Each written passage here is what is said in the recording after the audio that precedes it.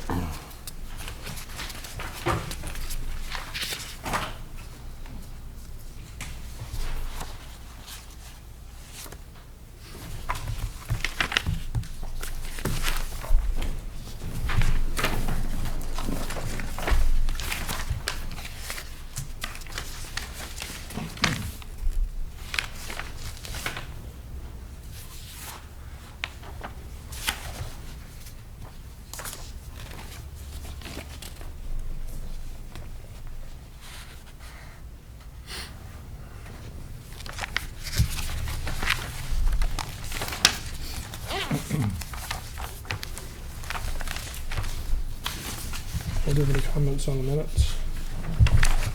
There's a couple Scrivener's errors on the first page. I will not be consuming the jobs of both offices. Probably the other way around. And at the bottom, the second paragraph up, April hearing public input was cut, I believe, off.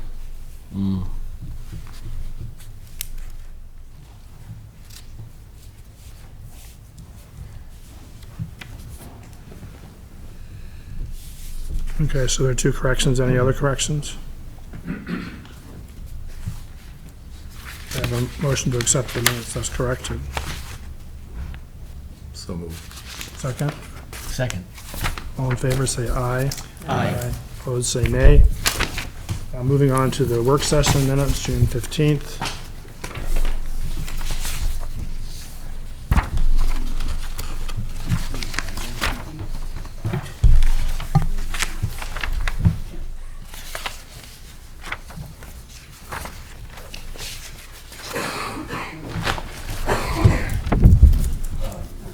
Wait a minute. June 1st. First. That would help.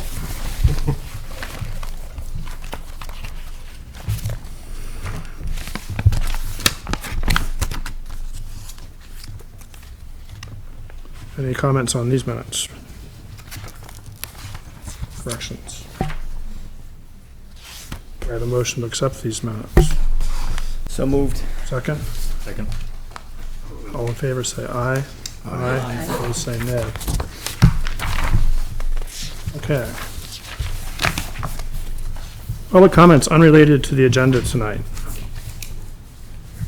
Seeing none, we're going to move on to our first matter, which is a continuation to a date certain. One-lot subdivision, PID 207-001 on Fairgrounds Road.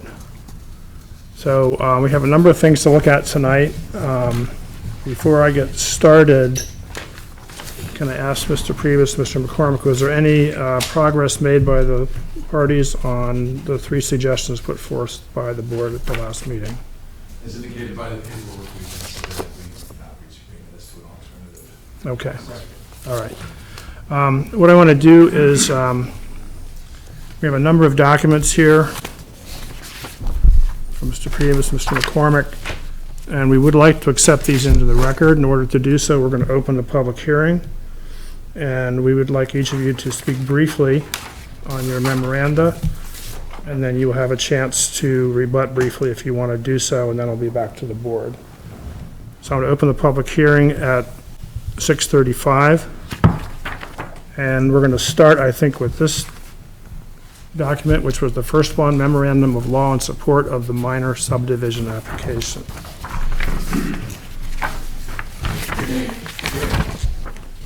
Mr. Previous, you want to speak to this or summarize it or comments or? I guess there's this, in a somewhat, to wrap this all up, if you will, which I think would hopefully be appropriate tonight, there's just basically 3 points I'd like to address, and they're covered to a certain extent in the paperwork that we've submitted, and they address issues that the board has raised, and that we feel it's important to address. First of all, some of the paperwork we submitted concerned this concept of relying upon the town's master plan as a basis for rejecting this application, and we would respectfully submit for the reasons cited in the second document, or the second, it was actually a response, but memorandum that we submitted, that that cannot, and our New Hampshire Supreme Court has stated as much, be a basis for rejecting this application. And that's for very good reasons, as talked about by our Supreme Court. The town's master plan of course, every town should have a master plan, but it's an aspirational document. It says it by its own language, it's not a legal document, it's not legally binding. And it contains a lot of concepts and desires and things of this nature. And what the courts have instructed is that a planning board should instead look to the actual legislation that's been adopted by the town and that has gone through the democratic process and that the town's voters have determined is appropriate. And as applied to the facts of the matter before the board, that would be the town's subdivision regulations. And we think that's important for a couple of reasons. First of all, again, because that's what our democracy has decided should be appropriate to judge this application by here. Not the master plan, but the town's subdivision regulations. And it's important for people who own land, who use land, who develop land, who buy and sell land, to be able to look to hard and fast definitive rules and say, okay, here's the things that I need to make my decisions by. And in this case, that's not the master plan. And again, because the master plan talks about broad concepts and whatnot, but rather it's the subdivision regulations that have been enacted by the town of Plymouth. And I've submitted in the first memorandum detailed discussion as to how this application is not in violation in any of the town of Plymouth's subdivision regulations, and as a result, it should be approved. There's no subdivision regulation that says if what you're proposing is going to have an impact or effect on wetlands, that can be the basis for denying it. There's no such regulation in this town.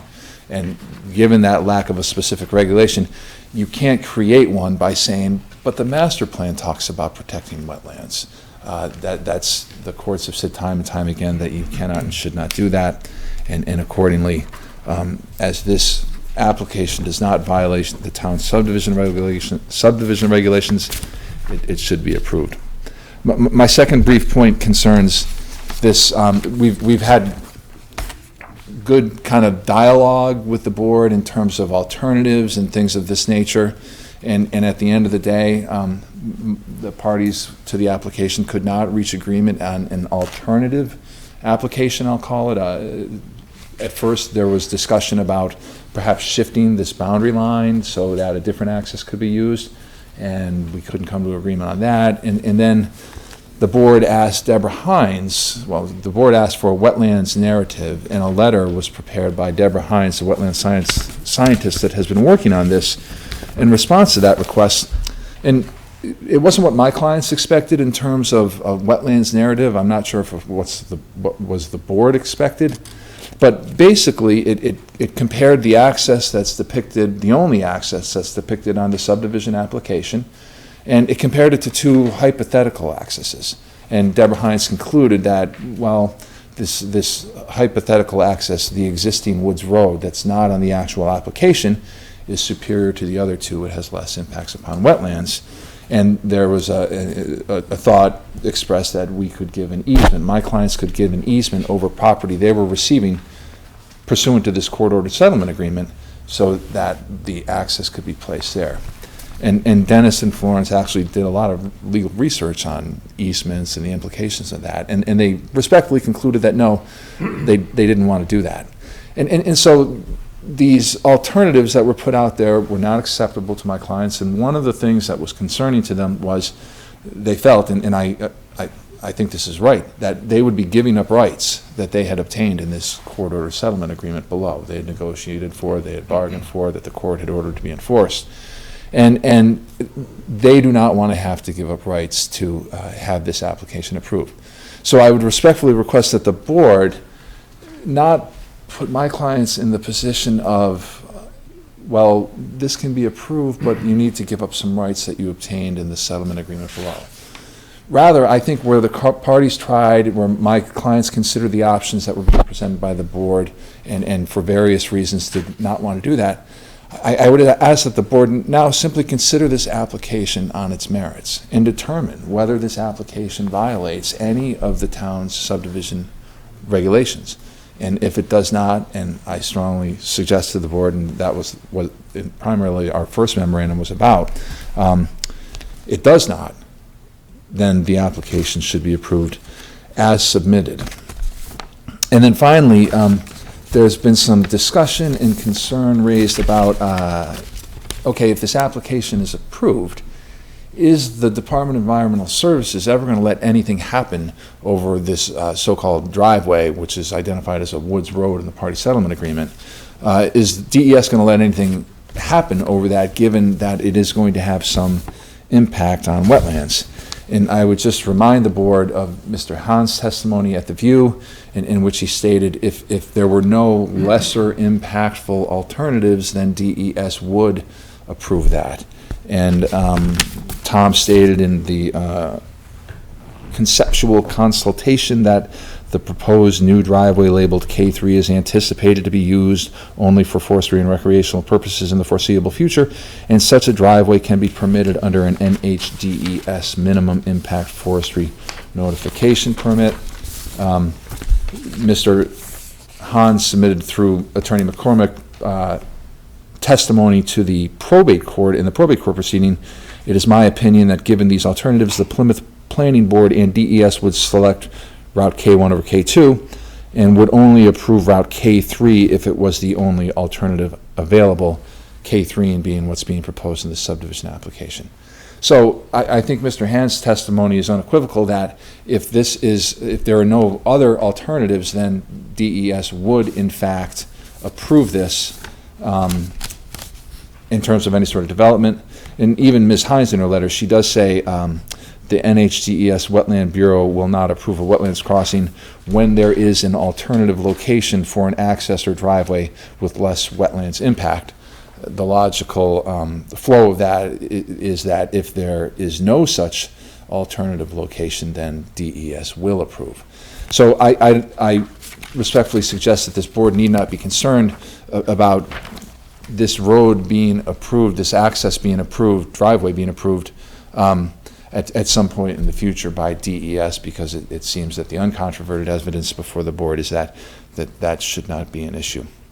So again, I emphasize that my clients consider the alternatives that were presented here, and respectfully have decided that they would like the board to act on this application as submitted, and I would submit to the board that as submitted, this application is in full accord with the Town of Plymouth subdivision regulations, and the fact that there are hypothetical alternatives out there that may have lesser impacts upon wetlands should not be a basis for rejecting the application that's before the board.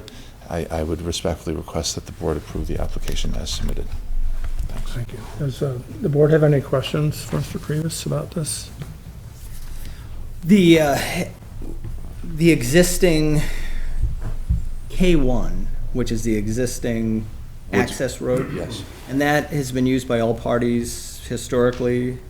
They've all shared that road? Well, they've all owned the property together, so they've used that road to access the back portion of the property for logging purposes during the winter on approximately, every 10 years, I believe. And I believe the evidence is that prior to these parties' ownership of this parcel, that's how that Woods Road was used as well.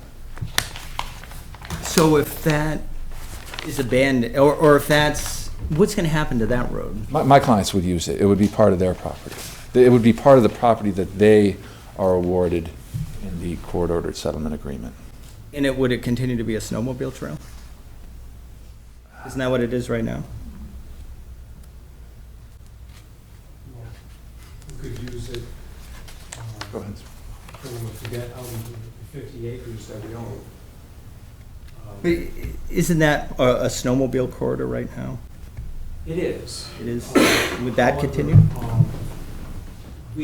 Once we do own it, we'd rather have just foot traffic, using the land out the back, hiking, for the people to come over and use it, cross-country ski, but non-impactful type of use.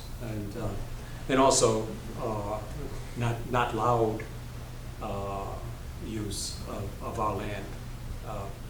People can use their snowmobiles other places, other than right there. They can come up and to back further east of our property without disturbing us or disturbing David Cody. Dennis and Florence own a parcel that's kind of in the middle of this that Woods Road comes fairly close to. So a judge made this decision? It was a settlement agreement that was reached by the parties in a process called a petition to partition. They were trying to, they asked the judge to order how this property be divvied up. And part of that process involved everybody attending a mediation, and at the mediation, everyone agreed that the property be subdivided as we've submitted to this board in our application. Subsequently, I guess the best way to characterize it is the Kelseys and the Batchelors believe they hadn't made that agreement, and there was litigation in terms of what did the parties agree to, if anything, and the probate court judge had a trial, heard evidence, and determined that the parties had agreed to subdivide the property as we've presented in our original application here.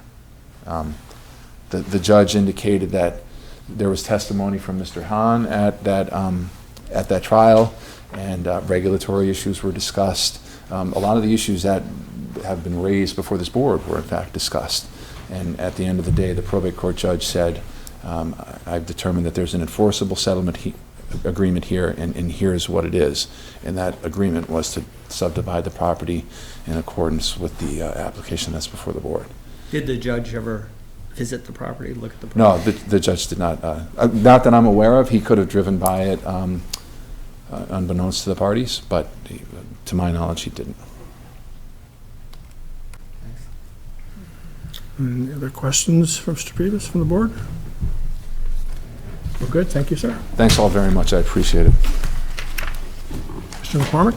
Good evening. I'm Jack McCormick. I'm the attorney for the Batchelors and Kelseys. Just to amplify on that last question, Chris, if I might, the court focused on issues of was there a settlement or not the merits of a particular subdivision or access, just so you know. To no great surprise, I don't really agree with much of what Bill had to say. The purpose of a master plan is to aid the planning board in the performance of its duties. We all know that. A master plan identifies this land as low-intensity land, which is less suited for development. I cited that in my memorandum. And the reason why this is less low-intensity land is that it has wetlands, steep slopes, poor soils in this particular region, not just this parcel alone. Wetlands should be considered as on an individual development basis. Our master plan suggests wetlands should not be ignored. We should be looking at wetlands on a case-by-case basis, and the goal is to promote public and private protection of wetlands and aquifers. That's lifted from our master plan. And the significance of that is not little or de minimis. The Plymouth regulations have as a purpose to provide for the proper arrangement and coordination of streets within the subdivision. So clearly, the location of the roadway in this particular subdivision is within the board's purview. It's something which the board has the right to do, if not the obligation. More importantly, the board has the ability under our regulations, excuse me, to impose requirements on certain subdivisions to, quote, protect and preserve existing features, trees, streams, water bodies, and other natural resources. That's in our subdivision regulations. It's a mandate. And more clearly, these subdivisions shall conform to the master plan to the extent possible. That's ordered in our regulations. Now, the significance is very clear. To comply with a subdivision application, to make it conform, it has to comply with the requirements of the master plan. Now, Bill's quoted a 33-year-old case, which in my opinion is way off base. The Rancourt case stood for the proposition, according to Bill, that a board cannot deny an application based on the master plan. I suggest to you that's far too broad an interpretation.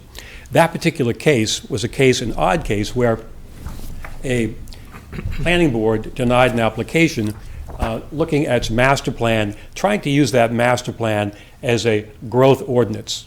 And the Supreme Court said you can't do that. If you want to have a growth ordinance, go through all the motions and create a growth ordinance. Here, our subdivision regulations clearly bring the master plan in by way of background and by way of a requirement. Now, the quotes he offered in his memorandum seem to me to be taken out of context, much like quoting 3 pages from a novel and trying to summarize the novel. The case didn't say that.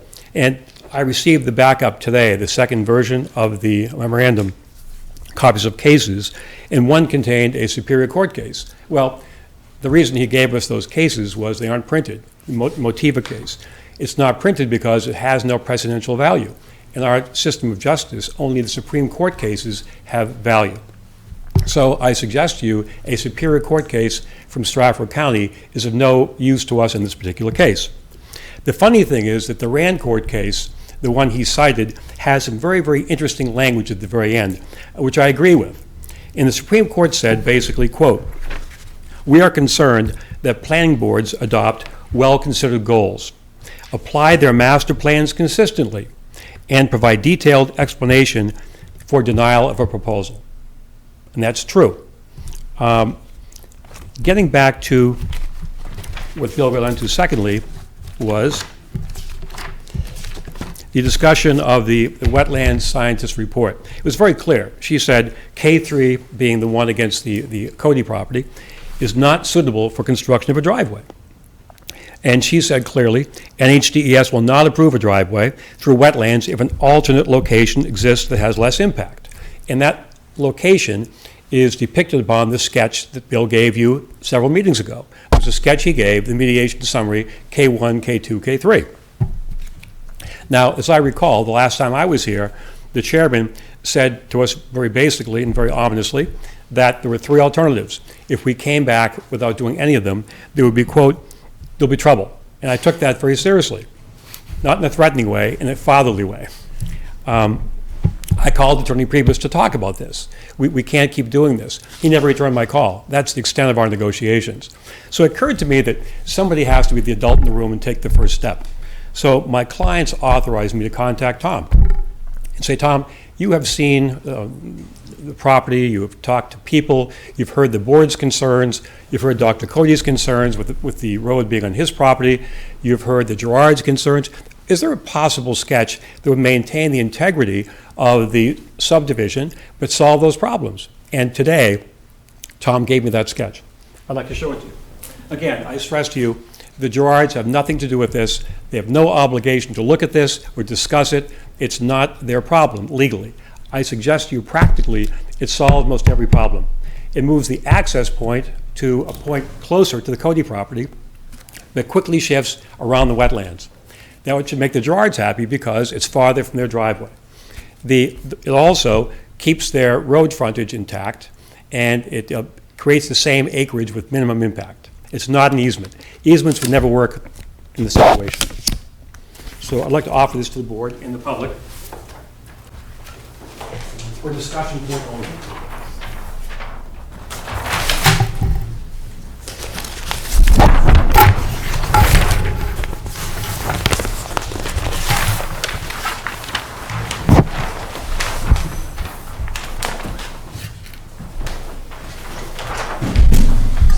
Yeah, I'll just Get this up here, I do it.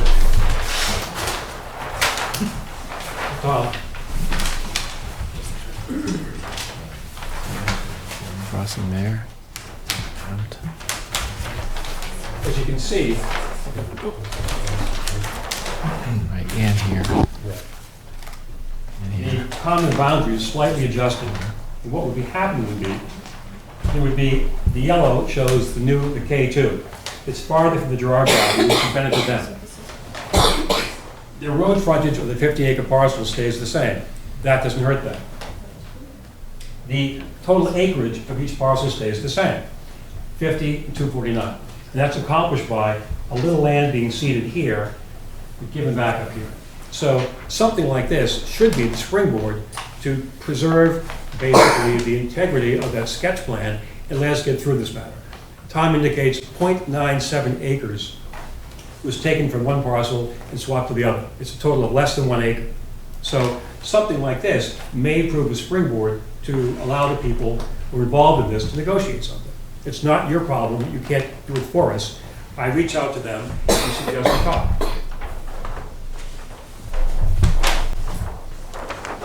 Any questions for Mr. McCormick on his presentation?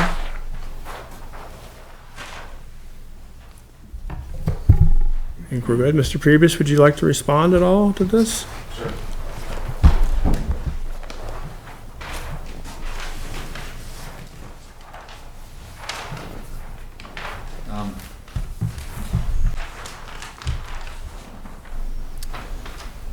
Obviously, this is the first time hearing about this. I don't know if Attorney McCormick expects us to engage in some sort of negotiation in front of the planning board or the like. It seems highly irregular to me. But in any event, that is what it is. I'm not in a position or authorized to, indicate whether this is acceptable, and it would not be appropriate for us to have that kind of conversation at this juncture in time. The only other thing I would urge upon the board, or ask the board to note, is that Attorney McCormick does not get up and say this specific regulation is violated by the application that's before you because, or that regulation is violated by the ordinance that's in front of you because. And this is the type of thing that has to be shown or proven if the application is to be denied, is to be voted down. And given that there's a lack of evidence that this violates the existing town ordinance in any way, it should be approved. And finally, your master plan is replete with language itself that says this is not a legal document. This is, and I've cited that in the memorandum that we supported on that. And I think it's quite clear. Of course, you can use it to guide your decisions in how you interpret and apply your existing subdivision regulations. But you can't use the master plan and the fact that it talks about wetlands to create a new subdivision regulation that says if your subdivision application proposes affecting wetlands in any way, then we're entitled to use that as a basis for denying the application. Thank you. Just very briefly, if I might, the master plan does not exist in a vacuum. It's the document that allows other documents to be created, regulations and ordinances. Ours is very, very, very clear. It's mandatory that the board be mindful of the goals and objectives of the master plan in every decision you make. Otherwise, what good is it? I suggest that Bill's totally wrong on that score. It is a matter of, it's required that you view this in the context of the master plan and your obligations to interpret the master plan. Thank you. Does the board have any questions for either Mr. McCormick or Mr. Priebus at this time? Okay, we're going to move on and ask, did you have something, Bill? I'm sorry. Not a question, but I guess to address, your concern about this kind of being like a new thing to consider. We went through several iterations of a compromise similar to what Attorney McCormick just presented. Mm-hmm. So it's not horribly surprising that this might be a workable compromise, and it's not new. So I just want to get that out there. Okay. We'll continuing the public hearing. Are there any abutters here that would like to speak to this project? Seeing none, are there anyone here that would like to speak in favor of the application as presented? Anyone that would like to speak opposed or in a neutral fashion? Seeing none, we're going to close the public hearing at 2 minutes of 7, and back to the board for discussion.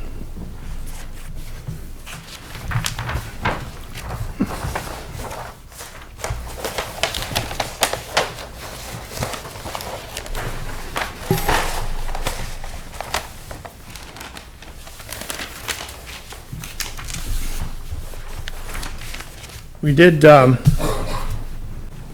send all these documents down to our town council to get his opinion. We received a written opinion from him today, and according to Mr. Radigan, and I'll just read the appropriate part of this email.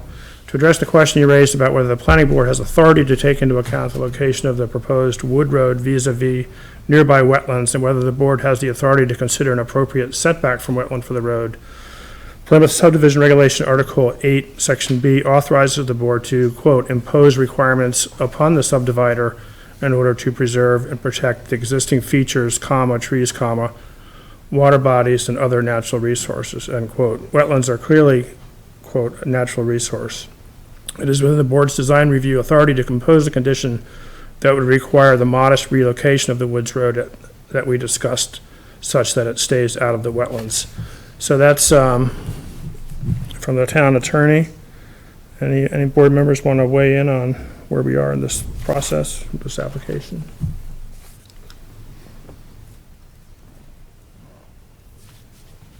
All right, I'll jump in.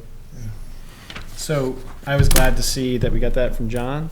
It makes sense. I think it's in line with the previous conversation. So I, like Bill, was a little surprised to see this, but it was in the spirit of what I think we sent away to both parties to figure out.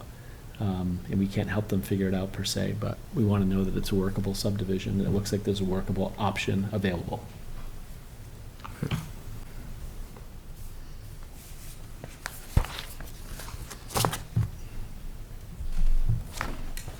I just want to emphasize this DES wetlands permit, that just the idea of when there's no better alternative, they will approve a wetlands disturbance or damaging stuff, development to wetlands.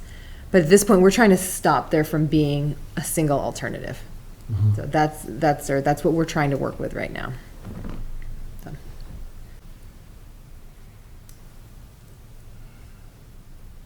Any other comments, questions, thoughts?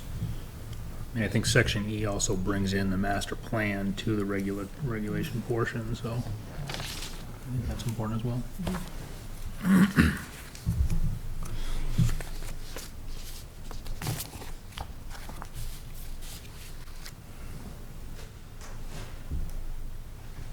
Any further discussion? All right, I would entertain a motion to approve this subdivision application as presented.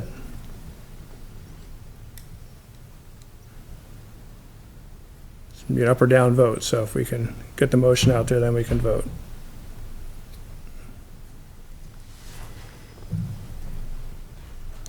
So I would propose making a motion that we not approve this application as presented.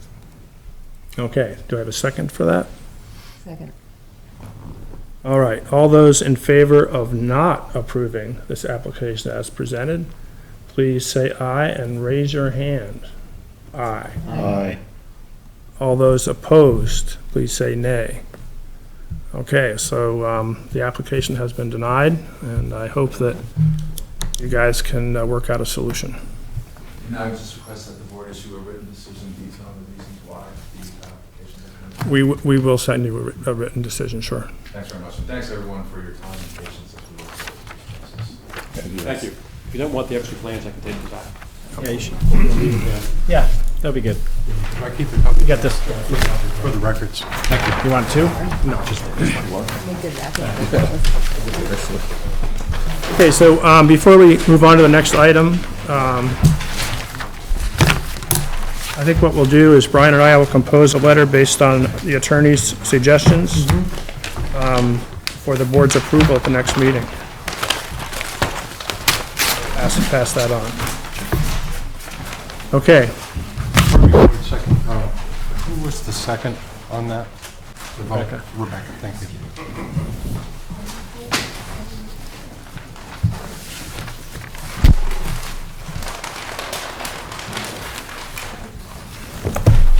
Okay, so we have letter B, site plan review, change of use for Mr. Sanborn. This is on PID 214006. And an abutting recently approved boundary line adjustment parcel of 1.6 acres. Requests a site plan approval for the use of a portion of this rental storage bay to house Sublime Brewing for retail sales.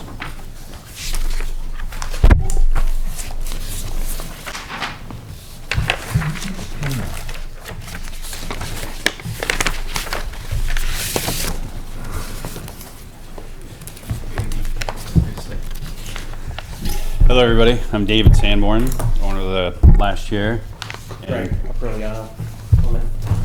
of Sublime Brewing Company. So we were proposing to move out of the space that we're in now at the restaurant and move over to the storage units so we can get a little more room because we're able to make more beer than, or not able to make enough beer that we know what to do with right now.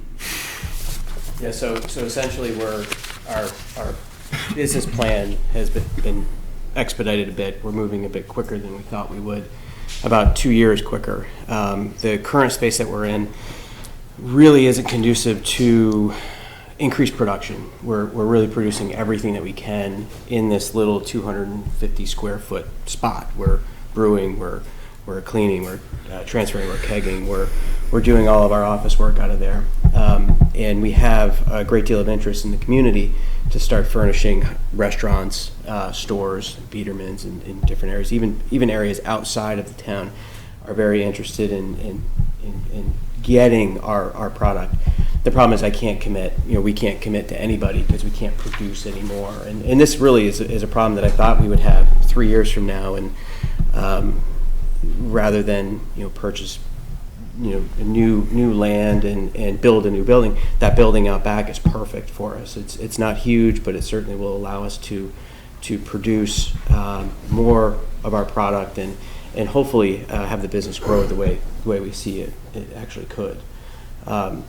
It's also going to help bring in a bit more tourism into the area. Not a ton, but certainly more. We're on the brewery tour map for the state, and we've had some interest in people coming up. But right now I can't have anyone come into the brewery.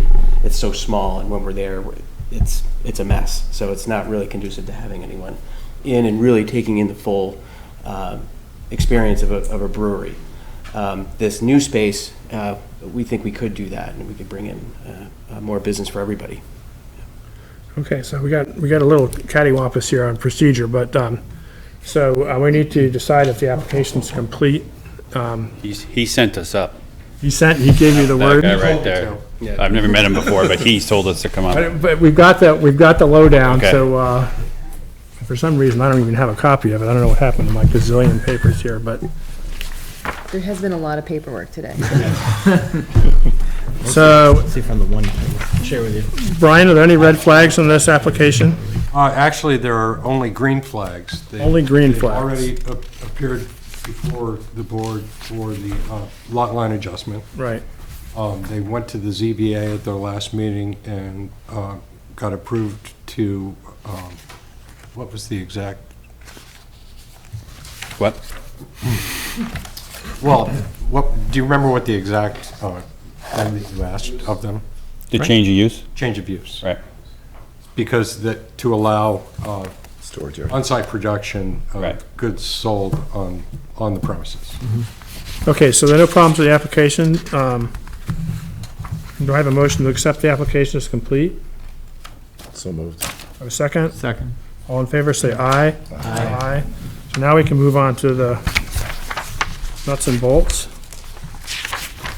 Got a nice presentation. Do we need to say all that stuff over again? Yes, exactly like you did the first time. You remember that? Dave, you want to sit down? Yeah, you use bigger words, so. Okay, so you're gonna go inside the storage, you're gonna knock some walls down in there, right? Yeah, yeah. Yeah, there's only There's only 2 that we need to take down.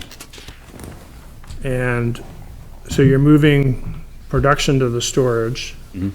so that you have more space in the other building, is that correct? Right, for the brewing process, yeah.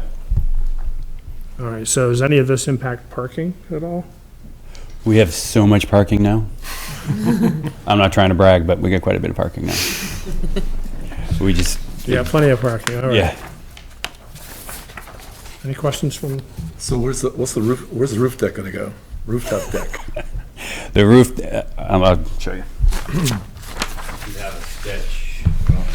So, this one right here, so the restaurant is here. This is the storage unit in the back. And the rooftop right there.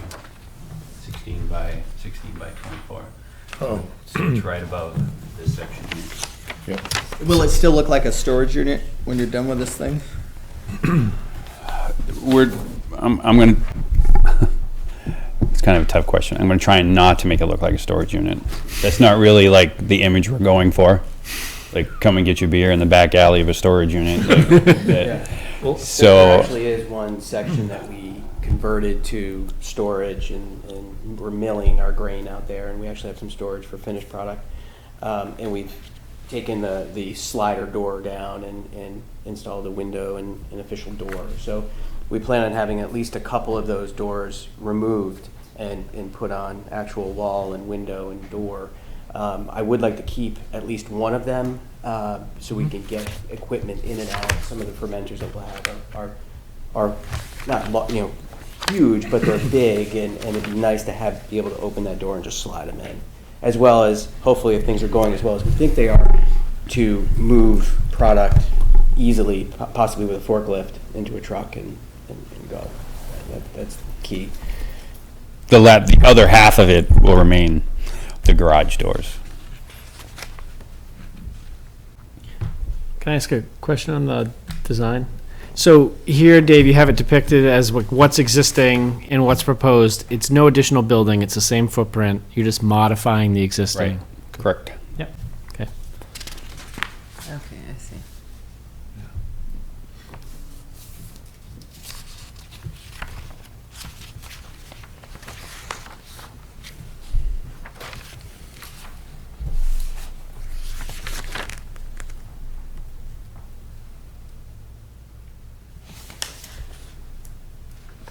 Since we're quiet, go ahead. So what do you do with like the waste and stuff? Right now, all the grain, we have a farmer that comes and picks it up. And, Piggery or something like that, or? what's that? For a piggery or something like Yeah. that? I mean, long-term, we'd like to make it into pretzels or all the spent grain, that type of Actually, stuff. probably quicker than long-term. We're looking at bread, pizza dough, even dog treats, really utilizing it. And in terms of waste, brewing takes a fair amount of water. Yeah. And the space that we're in now, I really can't help but utilize a lot of water, and basically it goes to waste. By moving over to this area, we'll be able to set up storage tanks, because when you produce beer, you boil it, and then you have to cool it very quickly, and we cool it through a plate chiller, and it's basically reverse direction flow, and we infuse cold water through that plate chiller. That cold water right now is just going to waste, and I don't like that. It's not that much. It's no more than turning a sprinkler on for 3 hours, if that. But once we get over to that space, we're looking to have these food-grade water containers to capture all of that water, because it's sterile. And we can use it for cleaning. We can actually use it for the brew the next day. So by having more space, I'll be able to be a lot more efficient in terms of waste. I was talking to a few people about possibly installing solar panels, but that's down the road. We'd like to eventually get off the grid with this. It'd be nice. Very good. I mean, as a customer, having been in that space, I'm surprised they can do as much as they've done in it. I think this is kind of like when you came in for your lot line adjustment. It's kind of like the ideal situation when a business is doing so good that they want to make some adjustments. And then from a site plan perspective, it's pretty simple, because they're within existing structures and they have ZBA approval. So I don't see a downside, and I think it gives them, as Greg said, the chance to create other spin-off industries and use of a waste stream, which seems wonderful. It could be an ecotourism stop. Ooh, write that down. That was good. Anything else from the board?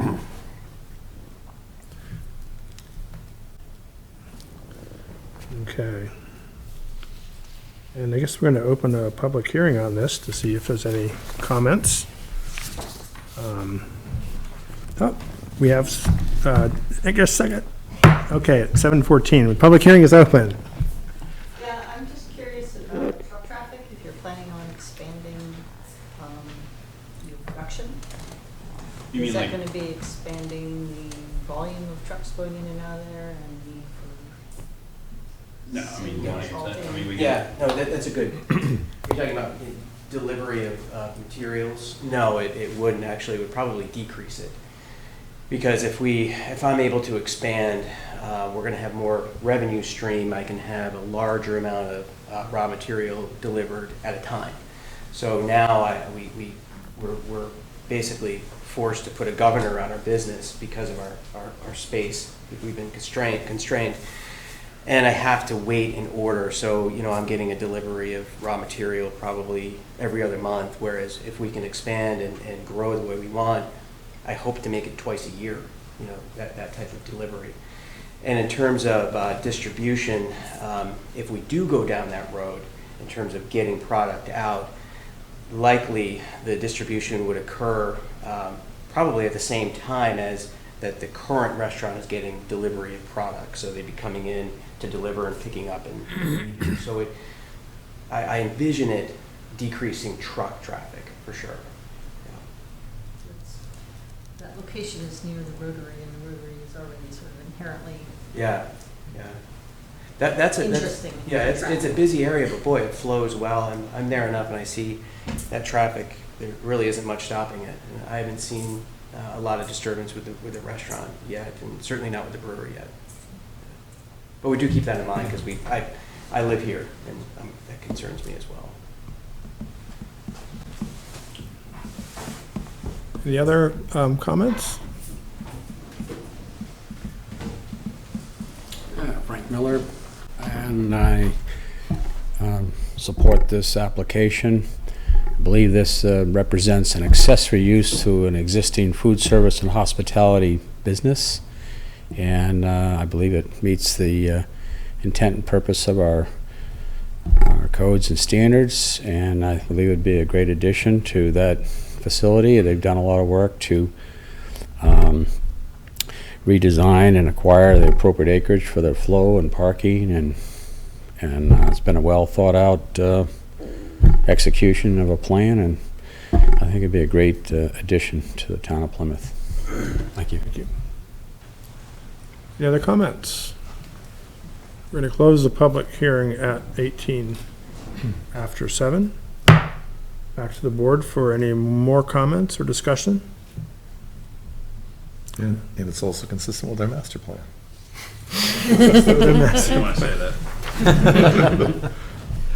That's right, where the master plan does not fear to tread. I would entertain a motion to approve this change of use. So moved. Second? Second. Go ahead, you can have it. You get the next one. All in favor, please say aye. Aye. Opposed, please say nay. Gentlemen, you're good to go. Thank you very much. Thanks, everybody. Thank you. That's the big one. Okay. We have a conceptual discussion on a project that's kind of similar or next iteration of the Soldier On project.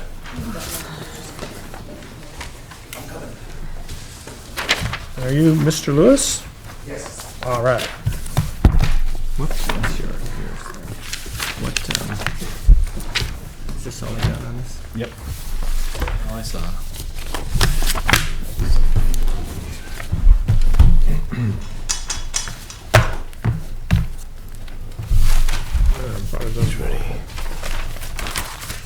I'm Jeff Lewis from North Point Engineering.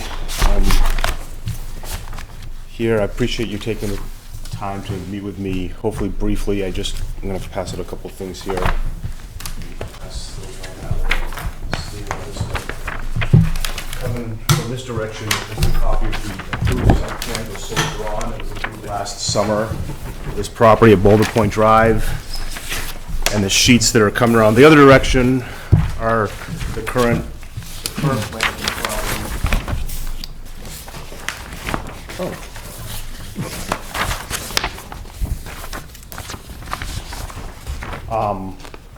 I know some of you folks were here last year. This is actually the third year in a row that I'm coming before you with this project. So for those of you who may not be familiar with it, this property is up at the end of Boulder Point Drive, just uphill of Walmart.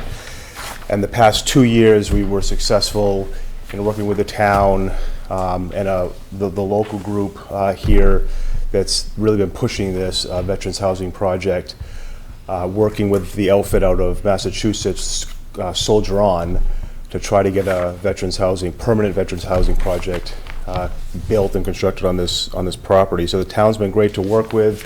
We've had to go through both the zoning board and the planning board the last couple of years, and the project continues to have its struggles getting through the funding process. The state and federal monies involved in this, and they've secured some of what they need, but not everything. So we were very hopeful that last fall they were going to get what they needed, and this thing would be well underway. But for the second year in a row, it didn't come through in the very competitive funding process that it was going through. So what happened was Soldier On, which was the outfit that was the applicant for this, basically kind of, I guess, walked away, for lack of a better term. They figured that they weren't going to be able to pull it off. So that was a real setback. It looked like this thing was not going to move forward. But the local group, which is led by Kathy Bentwood, was able to get in touch with another group, a nonprofit out of Nashua, Harbor Homes, who also is a group that specializes, or one of the things that they specialize in is working with the veteran community, as well as a lot of other at-risk individuals and families throughout New Hampshire. They primarily have been in southern New Hampshire with the work that they do, and they've been recognized for the work that they do down there. They have done some other work around the state, but they're a great group. And it was actually New Hampshire Housing Finance Authority that helped to connect Harbor Homes with the group up here to try to come in and save this project, which is really what's happening. So they've come in at kind of the 10th hour here, really. Just a few months ago, some of the funding was secured by Soldier On through the VA for this, and that's able to be transferred over to Harbor Homes. They still need to get the rest of their funding, and they're actively trying to do that.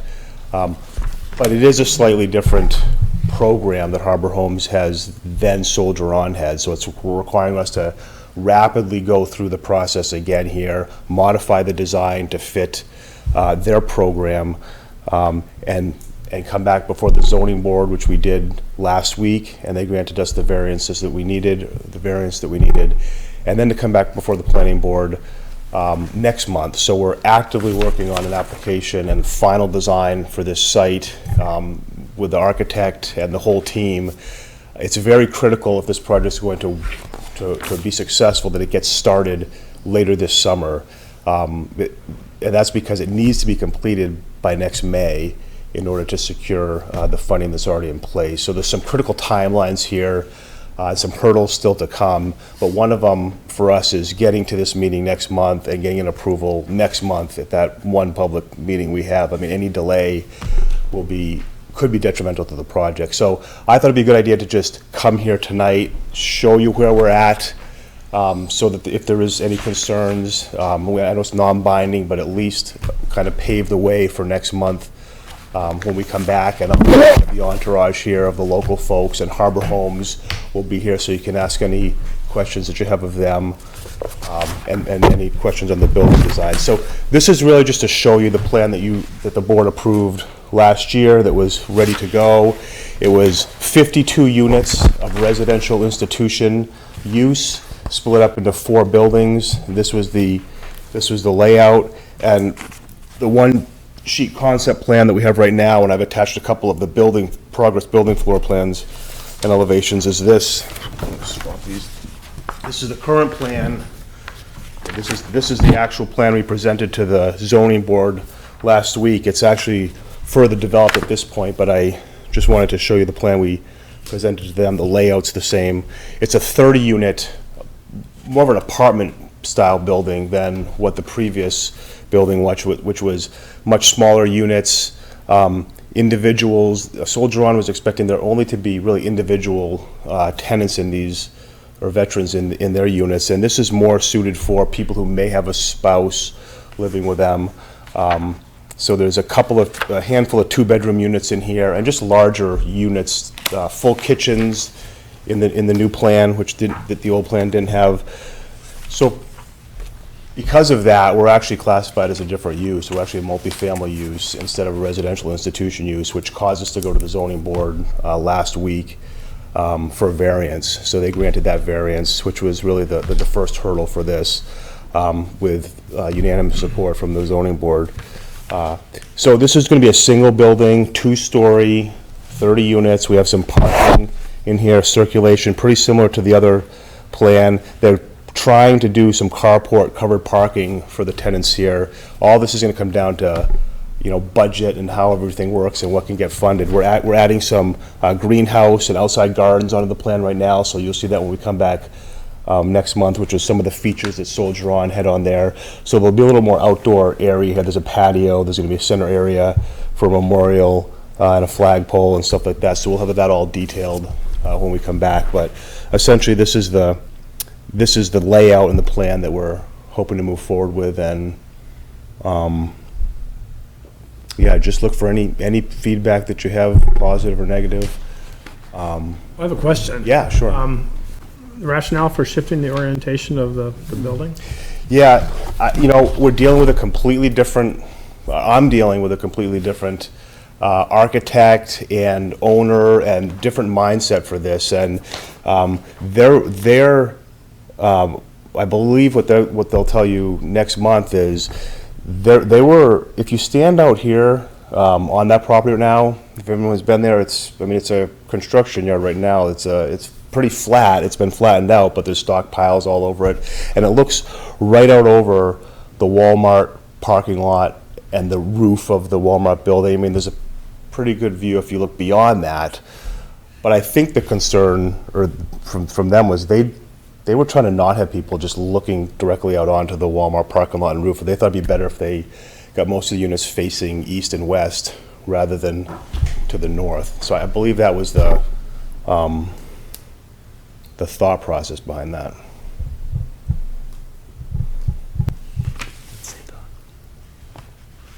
Yeah, it just seems a little strange. So, this day and age, generally you try to arrange things so that the sun comes up in the morning and shines in the windows. We looked at several different things, and to be honest with you, it's everyone, just this kind of got thrown at everyone, including myself, the architect, Harbor Homes, trying to come in here. This is the fastest developing project that I've been involved with, and trying to, fortunately, we've been through this process a couple times, so it's not a new use coming to the town, and I think the town's very supportive of it. And they were, trying to accommodate, trying to keep, they're very concerned about the site costs on this. That was one of the reasons that it didn't get funding before, because of the site costs associated with, with the layout. So they're trying to keep things, get the amenities in there that they want. They really want to have the provision to have covered parking, and just make everything kind of work. So a lot of things that go into that, but I think that was I agree with you, to be honest, but this is what we're moving forward. Additional considerations. Steve? Just a couple things to help you out in the time that you have. I think for consistency and thinking about other site plans we've had come in the last year at least, this is another indication of not a coordinated plan for the overall development of Boulder Point. So here we are again with the sidewalk issue. Yeah, that's what I was thinking too, yeah. So here we are, hopefully people are gonna be, I'm guessing, they're gonna be walking down at the very least to Walmart. And I know that there aren't great provisions for pedestrians on Boulder Point, but I think we wanna improve things over time. And the sidewalk here is not as extensive. The other one had a shorter link. So I just raised that as a question. So I was just gonna sort of add on to that, that part of the explanation from the Soldier On was that there's gonna be a shuttle that takes people to Walmart and they're not gonna walk, and it sounds like this is serving a different population. Yeah, So- it's interesting, and I don't know, they're gonna, these are good questions, and I'll, Yeah. so some of these we'll have to defer till next month, but,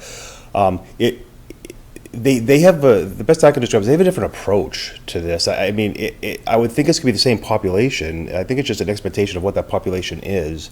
And Soldier On was coming from out of state. They haven't done anything in New Hampshire. And their program and what they have at their facilities are a lot of folks who don't have vehicles, who don't have cars, and they really weren't. I mean, we asked for a variance on the Soldier On plan to cut the parking in half. The zoning board didn't grant that, but they really thought we don't need all these parking spaces. Harbor Homes is different. They say, no, these people are going to have cars, and so that's just one difference. Now, I think it's the same population they're both trying to serve. It's just a different expectation of what that's going to be. And I really feel like Harbor Homes is more of their, thumb on the pulse of what's going on in New Hampshire, just because they're working in New Hampshire. I know that doesn't completely answer your question, but they are offering this very similar services to what Soldier On did. They have, folks on site. They do offer shuttle services. 99% sure of that. But regarding pedestrian access, that's actually something that came up, I forget if it was last year, I think it was actually 2 years ago. We had shown a sidewalk on our site out to Boulder Point Drive. Right. And the planning board specifically asked us not to do that because there are no sidewalks out on Boulder Point Drive. So that got removed. It could go or not go there, but we certainly can't. This project will not be able to put a sidewalk up Boulder Point Drive. No, I wouldn't So, ask you to do that. No. Bill might ask you about it. Related to the sidewalk, I mean, it sounds like you're working on your site design, more detailed site design. Yeah, there's so much- landscaping plan Right. and stormwater. Yeah. I mean, I know that I wasn't involved in the previous review, and it looks like there was a stormwater management basin. But if there's any opportunity to decentralize stormwater treatment, just given the size of the building, I think that's an advantage. And the only other thing I wondered is there any provision for expansion on the site? It seems. Yeah, it's something that's been considered as we've been rapidly going through this. There's And right now, success, there's, right. I mean, this layout kind of precludes That's what it looks expansion. like, yeah. Yeah. So I think that's a sacrifice that's being made, to be quite honest with you. I mean, it's something they want us to look at the possibility of, but they're struggling with keeping the site costs down and the product that they're coming up with. So I think it's one of the things that's probably gonna be hard to do on this site. It's doable. I just wondered if any thought had been putting into another phase. It's been considered during work, but right now it's not something that's, the thought process right now is it's not something that's going to happen.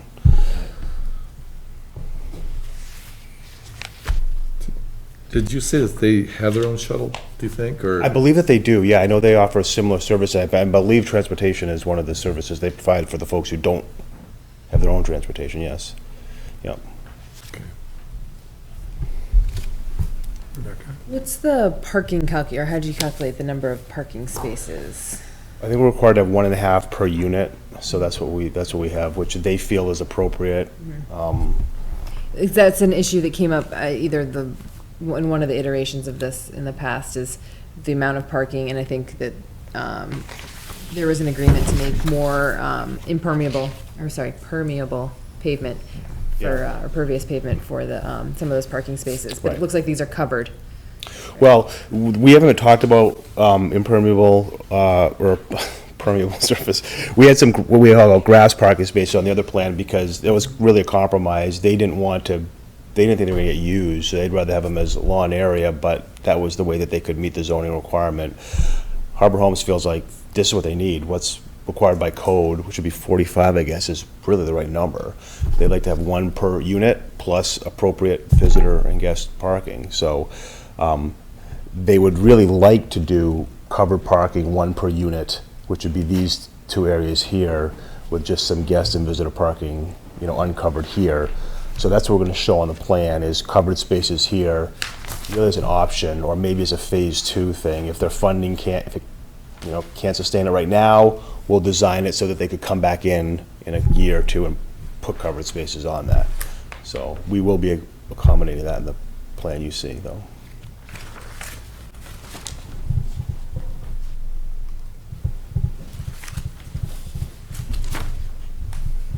Any questions? I guess you'll be talking to Brian quite a bit over the next month. Yeah, we've been talking. So, yeah, I hope that this thing goes through the town. I mean, all the boards and all you folks have been great. I think everyone seems to support this, so I just, it just needs to happen, it sounds like, so. We'll be here next month, and everyone else will be here, and I'll give them a heads up of these questions. If you have any more next month, we'll be prepared to answer them and hopefully get an approved plan. Great. We'll do our best to get you a complete application, and by the 27th, I believe, right? All right. Very good. Thank you very much. Thank you. Mr. Chairman, I was asked by Chairman of the Zoning Board to clarify something. At the end of the presentation, the chairman said, "I've been reading the zoning ordinance and I found this." And what it was guidance as far as uses that weren't expressed in the zoning ordinance. Now, if my further reading of that chapter, and I forgot my book, so I'm sorry about this, but it predicates that these are special exception uses, that if they aren't found similar, that the planning board would rule on the similarity or not. No mention was made of variances, because as we know, variances can be on anything that isn't compliant with the zoning ordinance. I took it to that, and I said it at the meeting, that it's a residential use. The only thing we're talking about that's different is magnitude. And the question was raised, well, why did we stop at 6 dwelling units as far as the guidance in the zoning ordinance? Because, we did you probably weren't aware of this, but the yield of acreage per unit, they have almost double the acreage they would need for regular dwelling units here, just on a unit-by-unit basis. And I think, who knows why that was put in there, other than, as arbiters of at least the definitions of what's in the zoning ordinance. It belongs to this body, but like I said, she was hung up on the adjective of 6, and I was saying that it was a residential use. Now, because there was no guidance in the zoning ordinance, which, there's a whole chapter on guidance for special exceptions. There's 0 for variances, for the very reason that if it's not allowed, they're not going to make provision for it, and all variances are subtly different from each other, if not completely different, depending on the project. So when it comes to multiples of dwelling units, is that a residential use, do you think? Or, let me ask it another way. Do you think that the zoning ordinance does not speak to variances and only speaks to special exceptions and permitted uses? I lay that before the board.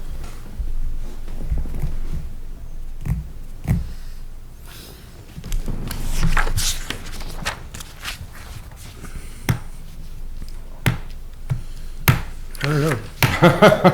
And how does it affect this project? It was brought up at the end, and then the vote was taken. It also wasn't a charge laid on me by a quorum of votes from, it was a suggestion to find out exactly how the board feels about this particular matter. The previous version was considered institutional? Yes. Is that what I heard? Okay. Yes. And this is being considered straightly residential? Right. Even And though they have similar well, they're structure. both residential, but one has I don't believe that there were kitchens on the original one. Okay. It was more of a group feed Got it. idea. Okay. So. So you're saying, so this could change hands and it could be an apartment? No, building. it wasn't specifically about this. It was about 60 or 30 dwelling units being allowed in the town of Plymouth, I think. That, do you, well, let me ask you the question. Yeah, so do you count the number of units that defines whether it's a residence or not? Or is any place where people sleep and eat a residence? No, because we changed the definitions around in the last town meeting to just, what's a rooming house, what's a hotel, what's a residence. Right. Right. But this doesn't fit any of those. This is basically a 30-unit apartment building. Right. So the question is a 30-unit apartment building a residential use? Yeah, I would say. I would say too. It's not a multifamily dwelling. Well, it is according to our, Okay. just because anything over a single family is multifamily, Right. just by the way our definitions are set up. And then it goes on. Type of residential use. Right. Since the ordinance only goes to 6, as far as, where they give the area considerations and things like that. It doesn't change the underlying nature of what the use is. It's just, like I said, it's adjectives in my book. So plus, I'm also stating that those questions are only asked through the lens of a special exception. I say that that variances don't apply. So the zoning board is asking for A little bit of clarification. from us, Yes. whether it's a residential use or not? And I gave them my administrative decision at the time and told Yes. them I would bring it back here. Oh, you make us do it. They asked for you. Who am I? He's the messenger. That's right, shoot me. Well, does anyone think it's not a residential use? Can we send Brian back with the word? I think it's a residential use. I think so Oh, too. yeah. Oh, we're good, you're good, man. Okay, so now let me spin it one further. Suppose somebody comes in I don't like these. with a 37-unit residence or apartment building. Is that still a residential use? Yeah. So you're telling me that the use is the use and everything else is just numbers defining that use? Well, residence is defined as where you reside, you eat, you sleep, and you cook there, right? For more than 10, more than 10 days, it's, whatever the Yes. whatever the magic number is. I don't That think just breaks it matters. away from hotels and motels. You could put up 10 huge buildings out there, it'd still be residential. As long as you have the space for the density and the parking and all Right. that. Do you think that they have room for additional units on here, or do they pretty much max it out at existing zoning? No, actually, they do have room. And again, I wish I brought the paperwork, but I can email you that. I ran the calculations based on the required acreage for, 43,000 something square feet. Right. Divided by 30, and I don't know what the total acre is, 12 acres here. It's served by water and sewer, so that's a half acre per. So it basically, what it worked out to be was, I took the figure for 6 units, which is the greatest that we had, Right. and applied that figure to this project, and they have almost half again as much acreage as they need under that. So where are they with water and sewer? Are they, It's a matter of, they haven't applied yet. they haven't applied yet? Right. It does go up there, or close enough that they can tap into it, because it goes to the dentist office, which is just the other side of the woods from it. Right. And I spoke to the superintendent just to ask if, is there a pressure problem going from their pump house, where where it's located by the crossover, up there, and he said, no, there wouldn't. So it'd be just a matter of getting the license from them, as the rest of them do. Okay.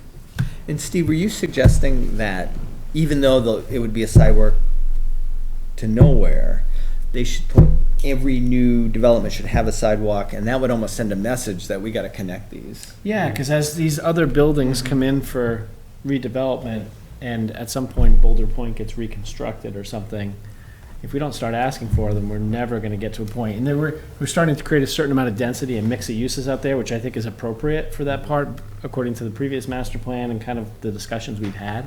I mean, I would actually be in favor of even a higher density in this one area, really try to focus some, but then how do people move around? Is everyone supposed to get in their car to go to Walmart? And it seems unrealistic. They might. I'd And like them not Right. to. Yeah, and I think the Conservation Commission's concern about exactly that. Yeah. Was there's that little parcel, it's very wet.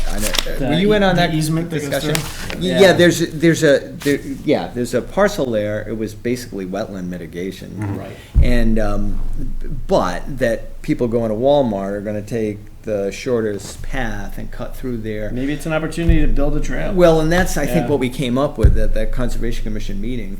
If they would be cooperative, I don't think it's their responsibility necessarily, I don't know. No, but I think that's probably what Lisa's talking about Okay, to this guy right now, cool. because we had that conversation before, but if that was a concern, I think a sidewalk would be the, if that existed, that Well, would be. there's no question we have the right to require sidewalks. It's just a question of getting started. Sure. Right, well, you have started because they were imposed at Riverside And Landing. that's what I was thinking about. We were really, We have a sidewalk that leads out to Tenny Mountain Highway, and we have to But get we- from there out. Yeah, but we also let them off the hook in some cases there with sidewalks, right? not the hotel, we really, Yeah. We did on that Sidewalks and one. sidewalks, yeah. On this one, in previous iterations, I think we did let them off the hook just because, but they're back. Yeah. And they didn't make it happen, so.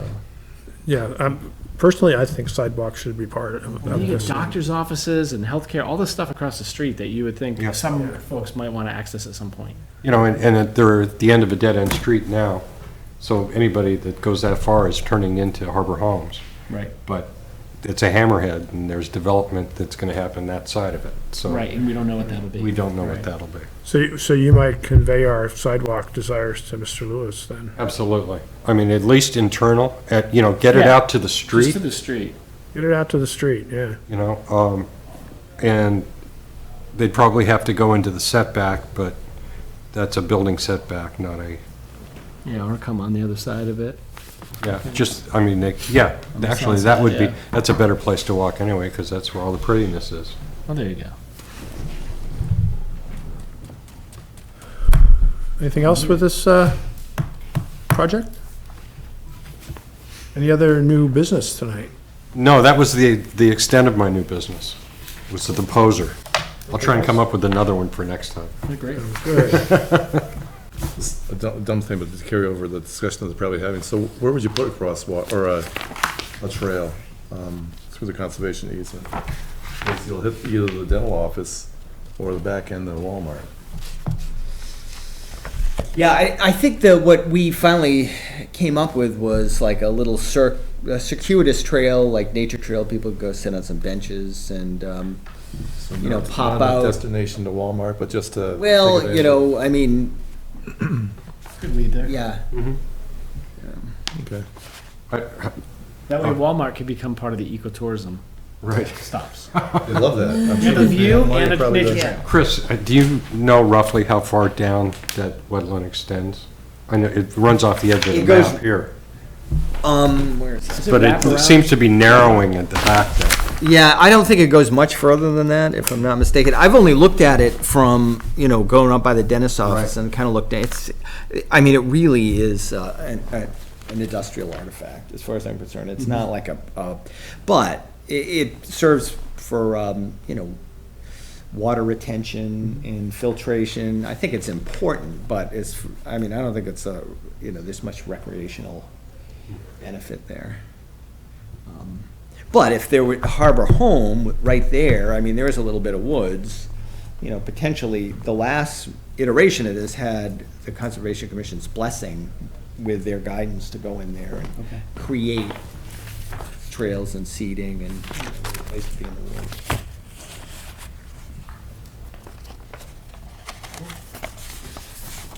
just a question, are we meeting 4th of July week for a I believe we are. session? I'm fine with that, there was some discussion last meeting whether or not we would be meeting that week. That's the first or something, right? Or you think about like the 7th or something? Or maybe The this, The 6th, 3rd is a Monday, so it'd be the 6th, yeah. 6th, Yeah. and then the July 20th would be, yeah, the 6th. Yeah, because we got to get this master plan out the door here, so we're. no, it's fine. Yeah. And hopefully we have a draft too, that Rebecca can charge shreds soon. I'll send an email to Tara tomorrow and ask her where she's at. Great. Any other new business tonight? Sir, would you like to say something? Oh, yes, thank you. Your thought process on the sidewalk, I believe is a good one. For the last 25, 30 years, we have been looking through various programs of multimodal interconnectability in the town, one of which is including sidewalks, a capability of walking. And this project, I believe, would be very helpful in initiating that connectability for the next follow-on business that might come in. And the other thing is, I would like to have the board consider that, like a project of this nature that's being considered as residential or multi-whatever, but consider a new owner change in use. So if your initial layout and the codes and standards for parking, this is what I'm really after, is for residential, that consider it, say, a year down the road after it's built, stuff happens, and you end up with a new owner change in use, the character of the structure you have approved and the land and use that you have approved requires a certain type of parking, that you would not have approved something less than our codes and standards, so that the new owner wouldn't be in here for a variance only because you've got something that's grandfathered, so-called, already there. And so what I'm speaking to is to maintain the amount of parking space. Now, it can be the new technology of pervious soil type parking, which allows for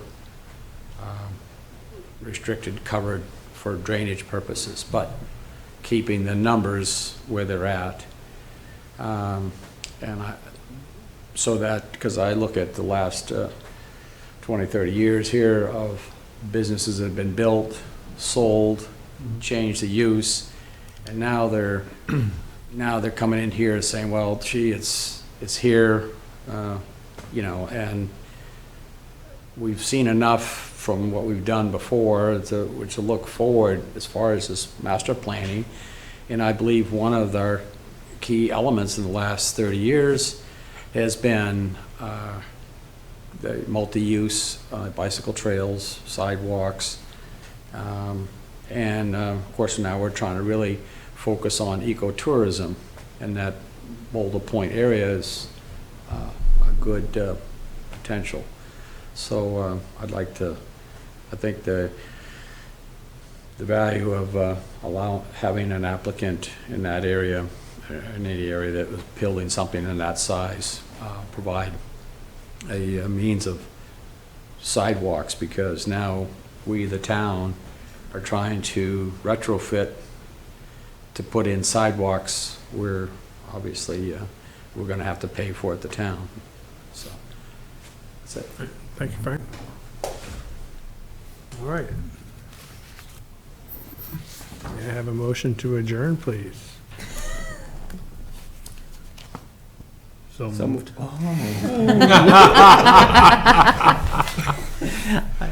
We're gonna put buzzers in, I'm telling you. Yeah, no kidding.